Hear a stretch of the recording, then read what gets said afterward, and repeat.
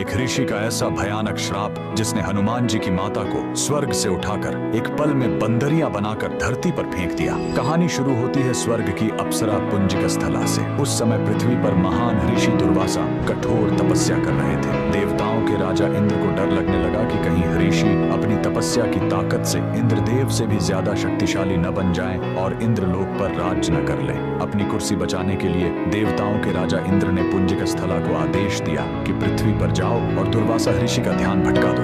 इंद्र के आदेश पर वह ऋषि के आश्रम गए और उनकी तपस्या में बाधा डालने लगी। ऋषि दुर्वासा ने गुस्से में आंखें खोली और उसे श्राप दे दिया। तूने एक चंचल वानर की तरह हरकत की है, जा पृथ्वी पर तेरा चेहरा भी वानर जैसा हो जाएगा। अप्सरा ने रोते हुए ऋषि के पैर पकड़ लिए। तब ऋषि ने दया दिखाई और मुक्ति का उपाय बताया। जिस दिन तुम भगवान शिव के 11वें रुद्र अवतार को जन्म दोगी, तुम वापस अप्सरा बन जाओगी। इसी श्राप के कारण उस अप्सरा ने पृथ्वी पर वानर राज गुंजर के घर बेटी के रूप में जन्म लिया, जिनका नाम अंजना पड़ा। बरी होने पर उनका विवाह महान वानर योद्धा केसरी से हुआ, लेकिन श्राप से मुक्ति पाने के लिए उन्हें एक पुत्र की आवश्यकता थी। इसलिए माता अंजना ने हम्पी के इसी अंजनाद्रि पर्वत पर भगवान शिव की घोर तपस्या की। सालों की तपस्या से शिव जी प्रसन्न हुए और वायुदेव के माध्यम से अंजना के गर्भ में दिव्य शक्ति स्थापित की। और तब इसी पहाड़ी पर जन्म हुआ बजरंग बली का। हनुमान जी के जन्म लेते ही माता अंजना का श्राप टूट गया। आज कर्नाटक के हम्पी में स्थित